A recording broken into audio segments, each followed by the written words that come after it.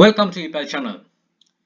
Virtual උසාවි නියෝග කියලා කිව්වත් හරි virtual hearing කිව්වත් හරි ඉතින් ඊළඟ step එක විදිහට මේ උසාවි නියෝග වලින් ඒගොල්ලෝ කරලා තියෙන දෙයක් තමයි virtually මේවට අපිට attend වෙන්න කියන එක. ඉතින් මේක අපිට යන්න තිබ්බ ස්ථානවලට dead end එකක් විදිහට තමයි මම දකින්නේ. ඉතින් අර බලන කෝණ බලන විදි එකපාරටම ඒක වැඩි දියුණු වෙන එක තමයි මෙතනින් තේරෙන්නේ. ඒ කියන්නේ අපිට මේක ඇතුලේ අර නටන්න පුළුවන් ස්ථාන නැති වෙන එක තමයි. ඉතින් ඒක තමයි ඔලුවට දාගන්න ඕන.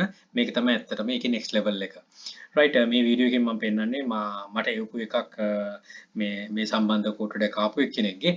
ඉතින් ඒගොල්ලෝ මෙන්න මේ විදිහට එවලා තියෙනවා. ඒ උසාවියේ හියරින් එක. ඒ කියන්නේ මේ නඩුව අහනවා කියනවා. මේ නඩුව අහන එකට ඒගොල්ලෝ ඔක්කොම ইনফර්මේෂන් ටිකලා තියෙනවා. එතකොට ડોකියුමන්ට් මේව කරන ලින්ක් එකක් දාලා තියෙනවා. ඊට අමතරව Zoom hearing තියෙනවා. ඒ කියන්නේ Zoom එකෙන් hearing එකක් තියෙනවා.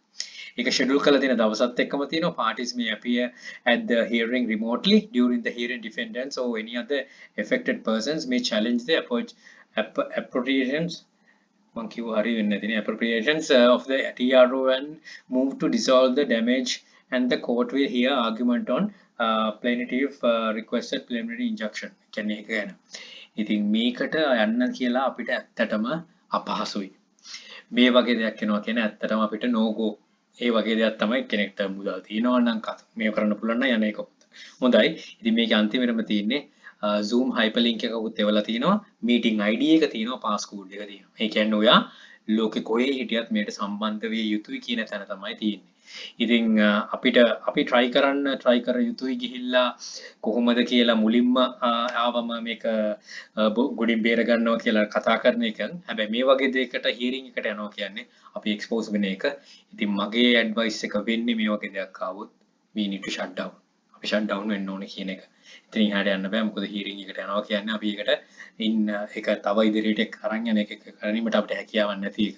ඉතින් මම වීඩියෝ එකක් කරනවා contact කරගන්න පුළුවන් සෙලර් කෙනෙක් contact කරගන්න තැන ඉඳන් මේ උසාවි නියෝගේ වළක්ව ගන්න පුළුවන් තැනට එනකන් කොහොමද කියන එක ඒකත් ඉතින් explore කරන්න.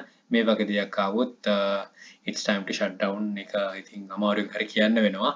එහෙමයි කියලා. ඉතින් මේ ඔක්කොම වළක්වා ගන්න විදි ඒ ගැන වෙනම ප්ලේලිස්ට් එකක් තියෙනවා court orders ගැන. එතකොට Vero products ගැන ඒ හැමදේම prefer කරනවා නම් මුලින් හරියට කරනවා නම් මේවයිම ඇත්තටම ගොඩක් වළක්වා ගන්න හැකි කරගන්න පුළුවන්. ඒක නිසා ඒක ඔළුවේ තියාගෙන වැඩ කරන්න.